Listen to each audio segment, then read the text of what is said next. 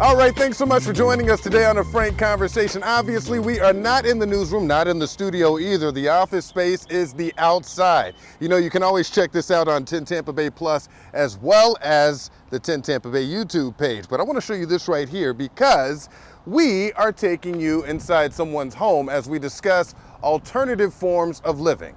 All right, Jimi, Sandi, where are we from?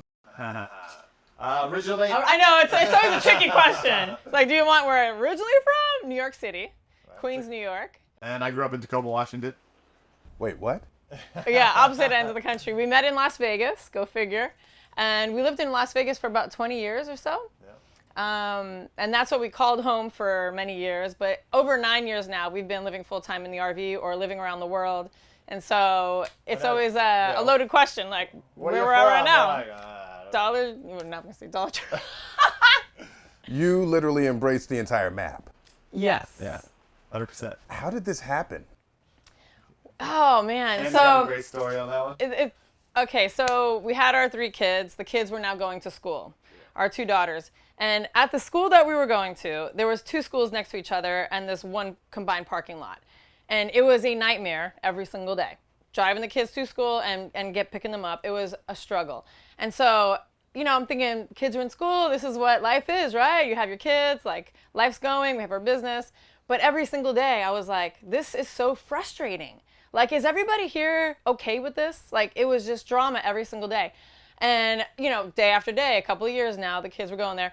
And I go, we're missing something. Like, life shouldn't be this hard. It shouldn't be that, like, this frustrating. And it was just boring. Like, we were just bored, you know? And we traveled before we had kids. And so we knew that we loved traveling. And we were like, you know what? I think this might be the missing piece, you know? And so a family actually hired us to go over to France with our film business and film their family that was traveling 1 year at a time in a different country with their 2 kids.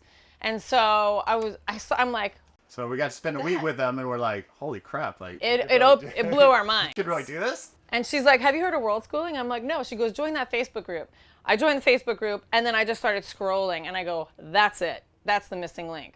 That's why we're so bored in life right now, and we're in that hamster wheel, because there's no excitement, there's no adventure, there's nothing. And so we literally, it was not long after that, we went to a World Schooling event in Mexico, met a bunch of other families that were living this lifestyle, and we were done. Like, we went home, we sold it all. Set a date. We got the RV. The RV was sort of like the kickoff of getting out of the house. And that was it. Like, it just kicked off this insane journey of, like, this is what life's about. It's like living every day to the fullest. And It was funny going from 3,000 square feet to 300 square feet. Wait, what? Yeah, you go in a very short amount of You go from time. a giant house to this, and you're like, all right. This is an upgrade from, this is like a mansion compared to our old RV. The old RV was 35 feet and our 3 small kids at the time. But I would never trade it for anything. There was never a whiplash moment, though, from 3,000 to 300? No, it was actually a freedom moment. Yeah, it's You weird. realize, like, The more you unpack everything, Yeah. the more you realize, like, I don't need all this stuff. I don't We need any of this stuff. it was very, All I need is a camera and a cell phone. We can do anything we want. it was very invigorating and eye-opening and freeing to, like, get rid of all the crap that you thought you needed, but you realize, when you start going through the cabinets of all the platters and all the things, and then you're like, who wants it? Like, we had garage sales, and then we just started giving it away. We're like, anybody wants it, it's free. Take our stuff. And that was it, yeah. This was cathartic, I bet. Oh, yeah. That's amazing. You have a sign over here that says collect moments, not things. Yep. There was Yeah. no attachment to some of these things. We have a though? storage unit, a 5x10 in Vegas still, that we've had since we've been on the road, and we pay every month on that stupid thing that is full of stuff We'll that probably never ever touch again. we'll just toss at some point. It's like kids' memories and It's stuff. It's all stuff, though, you know? Like, it's just stuff.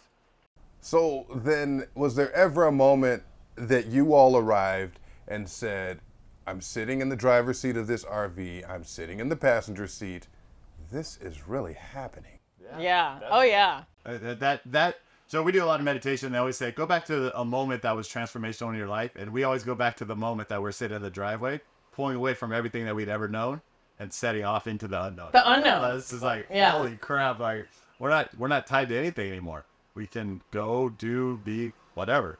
Doesn't matter. And no one we knew was doing this. So it's not like we had someone to lean on or, ask questions to. It was a couple of YouTubers that that live this life, which wasn't many, because this is 9 years ago, 2016. And so it was really the unknown. But we're all about trying something new, and really I think it was like the sense of adventure in life was way more important than, the comfort of the familiar. And so that was it. Yeah. We never looked back. You think that's it, though? You think the things we collect are binkies, so to speak, right? Like the comfort that the things we collect hold us down from things we want to do. Because to just cut everything and just go, it's very hard for a lot of people because there's so much emotional attachment to all the stuff that you collected over the years. And so, it layers them in an onion to unravel all this stuff. And then once you do, you realize, like, I don't need to be connected to any of that stuff because it stops me from going. Like, we spent 6 months in Southeast Asia. We actually spent about a year over there. But we did long stints over there, and it's just like, all we had was backpacks. Like, backpacks, 5 change of clothes, a camera, and a computer. And we're good to go. How do you define yourselves? What would you call yourselves? Nomads would be... Adventurers. Yeah. Yeah. People will say all the time, when are you guys going to get a house? I'm like, there is no plan on ever getting a house. Like, it's just a constant state of travel is where we feel alive. And so, like, our RV was in the Tampa RV show as like a little showpiece or whatever. And so we rented an Airbnb for 2 weeks. And it seriously was like, get me out of this house. You just felt stuck. My day 10, we're just all staring out the window going, I want to go Beautiful out there. 4-bedroom house with a huge pool. And we're like, it's what's really funny is the kids go back into this thing of like, they each go to their room, they close the door, and they're like watching TV or doing whatever. And that's another thing that we get comments on is like, in the house. Yeah. And here, we're always together, and we're always like a unit. Instead of all the kids branch off and do their own thing, and it's like, don't come in my room. Even his niece and nephew, his mom was just over at their house in Delaware and said, that's exactly what it was like with those kids. And I go, that's so opposite with ours because we live in a small space. They're so used to being together that they don't want to break off. And the energy is together. We're a unit, and we all move together. And when somebody's not there, it doesn't feel right. Right. So then when you go do you do holidays with family? How does that work? It depends where we are. Like, we're going to be in Florida. His mom lives in Florida, so we do. But sometimes it's funner to do it by yourself. Or we have a huge RV community of other full-time families. And so we all meet up in certain areas, and we'll do events together or holidays. Last year for Thanksgiving, we did something called Friendsgiving. Okay. And so I would say 15 RV families met up in the Florida Keys. Yeah. I spent a week together. And then on Thanksgiving Day, we had a huge potluck on the beach, and everybody brought something, and it was epic. It was so it was microwavable turkey dinner. It was actually catered. The turkey and all that was catered, but yeah, everybody brought. We have all the. So the thing with an RV is you have everything a house has. You have the oven, you have all the air fryer, you have everything, and so it's just a home on wheels. So you can now be wherever you want. You chase that 80-degree weather. You could be by the beach. If you're into the mountains, you can go in the mountains. If you're into the ocean, you stay by the beach.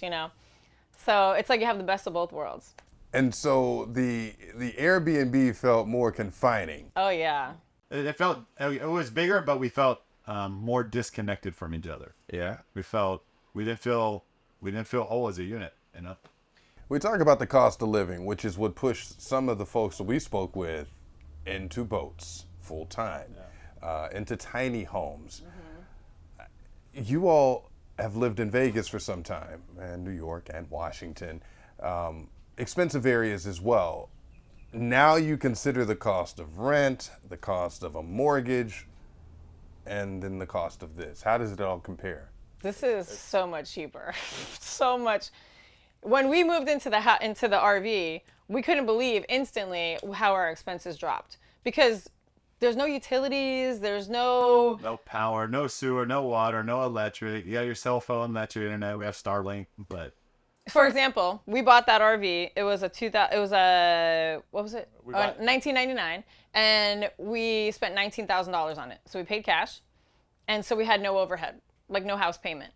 And then all it was after that was RV parks. And so they have memberships where you can spend $200-300 a month, and you have all the RV parks for free. It's kind of like a timeshare for RV parks.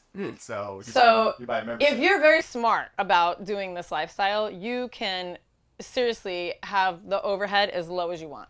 And then let's take that money that we're spending on rent and spending on adventures now. That's what it is. Let's take the money we were spending on what it took to be in a house, which could be $2,000 a month, and can we go have $2,000 worth a month worth of adventures?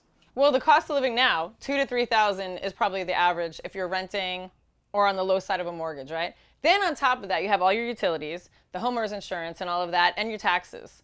So that easily adds up to, could be $5,000 a month, $4,000 to $5,000 a month just for a whatever, rental or, your average home.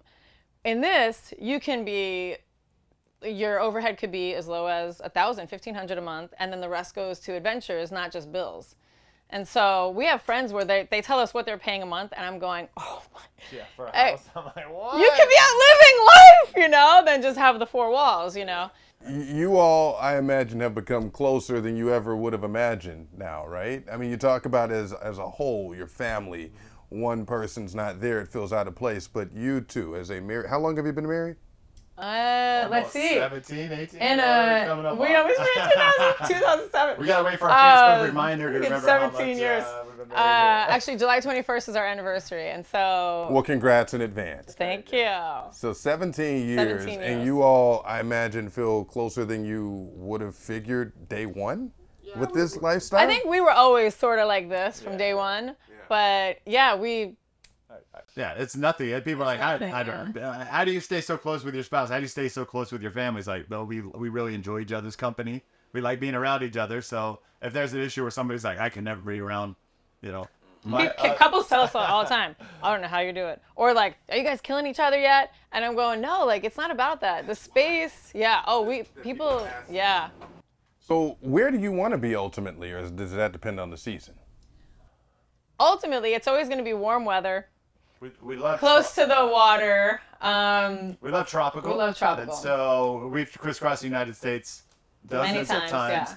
I did a year in Southeast Asia, which was absolutely amazing. So we're getting that international bug again at this point.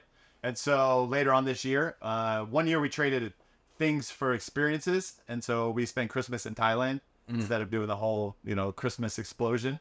And so I think this year again, we're going to do something maybe in the Philippines, do Christmas over there. And so that's our next bug. But the big bug is to get on a sailboat, catamaran, and sail around the world and have that adventure. That's the next big push. We work with you all on the road? What do we do for work? We're full-time content creators. So I guess you call it travel influencers. We do a lot of brand deals. We make money from our social media accounts. So we do that full-time. So if you think about it, the more adventures we have, the bigger we grow and the more money we make. So we don't get paid to travel, but by traveling, we get to get paid, right? So it's a weird kind of thing to think about. But the more adventures we have, the more content we could create, and the more, the social media grows. And you have a podcast that's coming. Yeah. We're going to be launching a podcast really soon. Yeah. What's it called? We haven't figured out a name yet. So yeah, we're trying something new. It'll be something, yeah. That might be a good one. Trying something new. We just hit 1 million on YouTube, and so it's sort of like a little celebration of let's try something new. Let's start a podcast and some other things. Yeah. Have you shocked yourselves with some of the new things you've tried? Yeah, I feel like we haven't tried anything crazy lately. I feel like our threshold is so high for what's exciting. For many years now, we've been doing, with the kids, they jump off 50-foot cliffs. We do crazy adventures.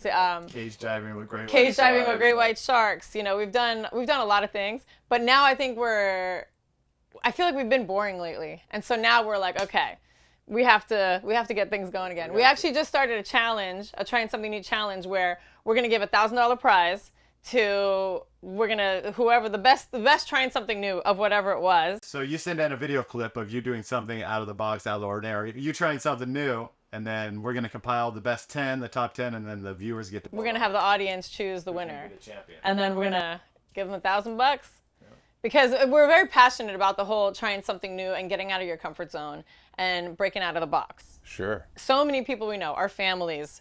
It's just you just do that routine, you know. Sometimes you're on autopilot. You don't remember driving to work. You don't remember going to the store.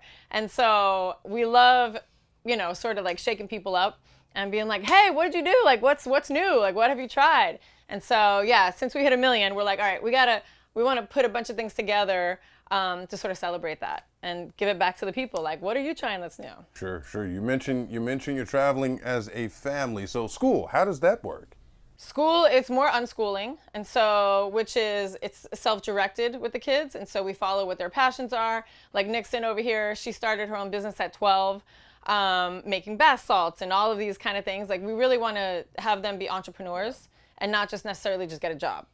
And so with each kid, they're completely different, all 3 kids, and so it's more diving into what they're into and sort of working on that. Yeah. But they do online classes. They do a bunch of different things. We do homeschool, but it's more homeschool that's relatable to what's going on in our current environment, whether it be we're learning about crypto, whether we're learning about world politics, whether we're learning about AI. Like it's stuff that's relevant and stuff that will help them in the future. And so when you happen upon other RV communities and they have kids, do a lot of the folks you run into have kids as well? Yeah. What's that like? What's that like in terms of what their schooling is and what your schooling is? A lot of people sort of do the same sort of online approach, or they have books. Everybody's got their own little flavor on what they do. Yeah, everybody's got their own little twist on it, but you know, everybody's helping the kids really foster what's inside of them and what's important to them. So, and then you're talking about community and finding other families. We belong to this group called Full-Time Families, and every 3 months or so they'll have a rally somewhere. So we just wrapped up one. In Madison, Florida, there was 102 families there. We spent 30 days together and took over this RV park, and they had sports camps and theater, and you know, it was just a crazy amount of stuff for the kids to do. And it's just, and the kids connect with those kids, and then we go on to the next event, and we went on a cruise with 40 other families, and so it's just like this traveling circus. So people think that the kids aren't socialized if they're like first off homeschool, but then live in an RV full time, and it's so opposite. Like the kids are constantly in. Once they meet somebody, it's like they're in contact forever. You know, even when we were over in Southeast Asia, it's like so the technology has made it so easy for like the spider web of connections, especially for the kids, because they're constantly they can do FaceTime, or we meet up again, and so we may not be in the same neighborhood and run over to their house every day, but it's more intentional, and I think it makes it more impactful because they're creating friendships for a lifetime. That part, it's intentional. Intentional, yeah. And just like this lifestyle. Yeah. How does taxes work? I mean, if you're working from all over the map, how does that work? Well, we were based out of Nevada, and we actually just transferred over, domiciled in Florida. So we just... Yeah, so we have a business set up, LLC set up in Nevada, and so everything kind of funnels through that, and then we're, adhere to Nevada's tax regulations. But like she said, we just switched everything over to Florida because we fell in love with Florida. We love Florida so much. And so, yeah, now we're Florida residents officially. Woo! Welcome, along with everybody else. I know, it's my so true. goodness. I told the kids on the way over here, I go, guys, now we're from Florida, but where are we from in Florida? And everybody's like, I don't know. Like, That's where we're we at. just Yeah. came from Orlando. We're going to Tampa, and then we're headed to the Florida Keys after that. And then we're going to Miami after that. So, When you look back on the photos and the videos that you've grabbed as you're collecting moments, what type of emotion comes over you? Oh, yeah. Oh yeah, right, like It that. really is. No, seriously. We sat down the other day for Father's Day, and I'm like, I need some nostalgia. So we've been putting up a video a week for the past 4 years on long form yeah. on YouTube. And so we go back to like our fondest memories are in Southeast Asia. Thailand, Yeah. Philippines, and Bali. It's so exotic, so foreign. It's so stimulating. Yeah. So we just sat here on Father's Day and just watched video after video after video. And then you literally see the kids grow up. I mean, the girls are pretty much taller than me now. And I'm like, what the heck? I mean, you see there how little they were. Yeah. We were filming videos, when they were about that age. And so I think that is, more than anything, the memories that we've created and the stories they have to tell. Like, our middle daughter, Skylar, she loves telling the stories of all the places we've been. So anybody that'll listen to her, that we meet, then they're like, oh, so do you like traveling? Yeah, we've been. She'll run through like the countries we've been to and the stories. And I go, okay, so we're doing something right, because it's very impactful on the kids of, you know, we had the best time here. We went rope swinging in Philippines, and we did, like, they conquer their own little fears as we're doing all these cool adventures. So they're seeing what they're made of. So it's not just on the surface. I mean, they're really, they're molding themselves into these like world citizens, you know, and I think that's what I love. Yeah, it's amazing. What have you learned about people and places with all That's a these good one. Yeah, I love that one. People are beautiful everywhere. Yeah. Their souls, it's like, Everybody wants the same thing. Everybody wants a prosperous family and just good vibes. It doesn't matter where we're at. It's just we're blown away by what we see in the media, and then what we get to go experience in real life it's totally different. So. like Southeast Asia, the most amazing, welcoming, warm people. You know, whatever country we're in. You know, I have a mohawk and tattoos, and so I could be judged here in the U.S. easily. You go over there, it's almost just like they see you for who you are, you know, no matter what you're wearing, what's going on.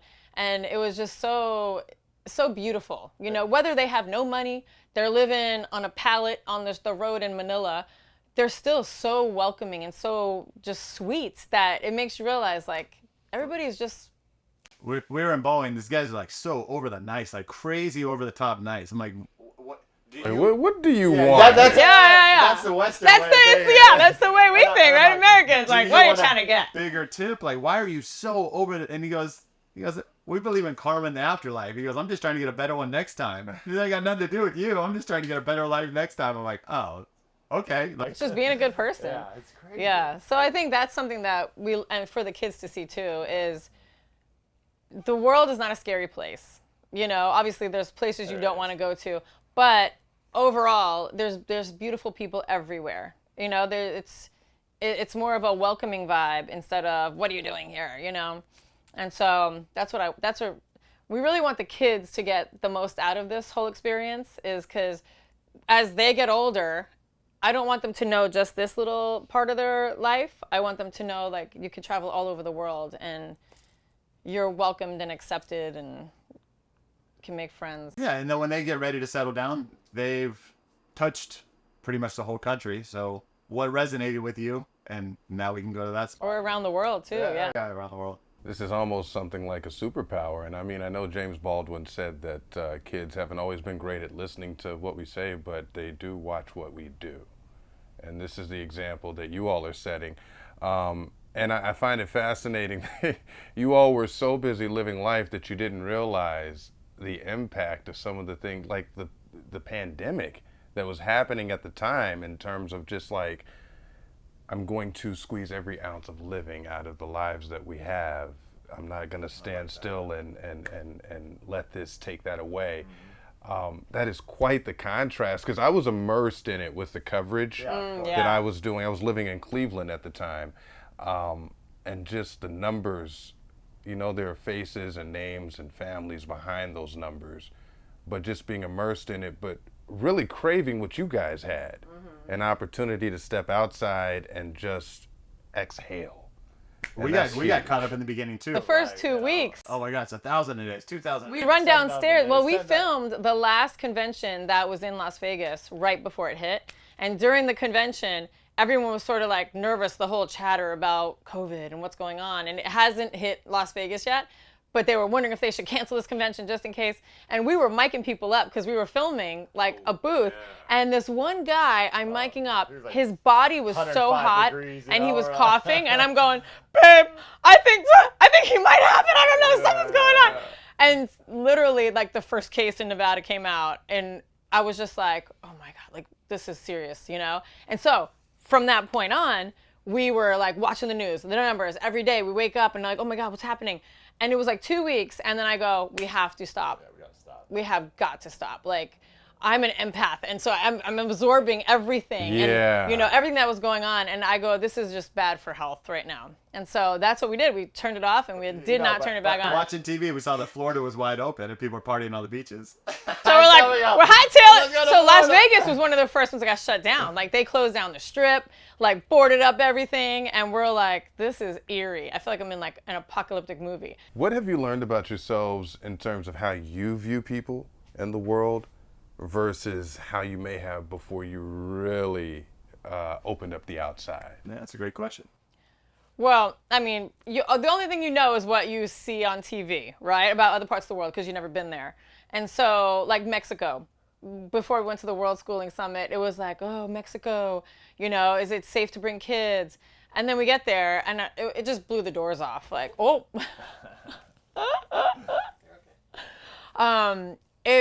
Once you go there, like that's why it's so hard. You know, you have to do it yourself to see, because it's not always what you hear. You know, it actually is pretty amazing. Not only going international, but also national too. Is like as we go, you know, we're not from the South, and so we have preconceived notions of what the South is, right? And then we come to the South, I'm like, oh my God, like it's nothing what I thought it was gonna be like. And everybody's so warm and welcoming, inviting, and loving and generous. And then, you know, you go up to New York and you think everybody's going to be this, you know, New York's going to be a certain way, and then it's not that way. And then, so to go out there and experience it yourself, you get to come to your own conclusions, and you realize, like I said in the beginning, everybody really wants the same thing, which is just love and get along and prosper. I think that's the biggest thing that everybody wants. That's awesome. Is the workouts? How do we get that in? We got to get the workouts in. Fitness is super important to us, right? And so being on the road full time, like we got to make it happen. So outside you can run as far as you want to run. I rollerblade. She does about 5 miles a day. It's all about building muscle too, though, and So we travel with our own gym. So outside we have the weights, we have a weight bench, and a bench, and we have a whole bunch of bands that we just strap to the jack on the RV, and so I'll just take the bands and, you know, we go out at 5 in the morning, get our workout in, and run about 30 minutes. You're bench pressing Chevys and we just have a bench. We don't have the press bar though. It's not just a free weights. He probably would love the bar. I would, but it's just too much. So you have to travel the way you can travel. Although we have friends that have an insane setup. They're like heavy lifters, and they have like 1,000 pounds in gear. 1,000 pounds in their RV. Like they have a whole setup to the back of their truck, like crazy stuff. So it depends on your level. They are proof that if you're like a serious like heavy lifter, you can make it happen in an RV, because they do. This is an upgrade, right? Yeah. Oh yeah. This is fancy pants. A huge upgrade financially? It's a big upgrade. Yeah. This was like 150 probably. Yeah. But you But I mean, squeeze... still at 150. I mean, that's like nothing for to live. I mean, brand new. This is the used one you can get for 80. And how big is this? This one is about 45 feet long, so it's about 450 square feet. You were at 300. Yeah. You filled that extra 150. Yeah. Well, the crazy thing about the old RV is we didn't even have a bedroom. Because in a Class A, there's only one bedroom in the back. And so we converted that into the kids' room. And so we slept on the pull-out couch for 8 years. And That's love right there. it's love, yeah, we made it work. And so with this one, we have our own bedroom, and the kids have their own bedroom, plus the drop-down patio. So this is a way upgrade, because we actually have our own space now. Moving on up. Definitely. And so what else stands out about this versus the previous one? Did the previous one extend? So the difference with the Class A is it's the motorhome, right? So it's the drivable one. This is a fifth wheel, so all of the whole entire thing is usable space. So in the Class A, you have the front with the engine and the Class cockpit. A right here would be where you drive, and so it pretty much ended right here. So this would be the windshield and the steering wheel and an engine and transmission and all that stuff. And so people always ask us, Class A is drivable and a fifth wheel is livable, right? So people always ask, what's the difference? Class A to a fifth wheel. The difference is when you're driving, everybody can just walk around. You can make So that's an awesome way to travel. You can watch TV. Like imagine being in here and we're driving 60 miles an hour down the road. You can cook, you can go to the bathroom, you can go to sleep, you know, you can do whatever. So that's a Class A, and a fifth wheel, you totally have the truck, so we're all just sitting in the truck for, if it's a long day, 10 hours a day, you know. But on the flip side, you have, it feels like an apartment in here. It's like a full kitchen, a full living room, a full bedroom, a full, you know, and then a full bedroom in the back, and residential appliances. So you have the best of both worlds. Now you're sitting in a truck on travel days, but the travel days are so, like, the travel time is so small in comparison to living time. And so for us, and then in the Class A, there's no separation of space. So it's like you have the couch with a recliner, then you go into the kitchen, and it's all just one continuous. Here, you could go in the kitchen and you feel like you're making a meal in an actual kitchen. So for us, that's what became more important. And plus, our kids got way too big to be. They're like way too tall now. We converted as many times as we could the bedroom, and we just were like, we need a bedroom. Yeah. So It was time. we made it work because we traveled international a lot, and so we would be in villas over there and put the RV in storage. But once we're in the RV for a long time, then you're like, okay, we need something bigger. I gotcha. What's the significance with pink?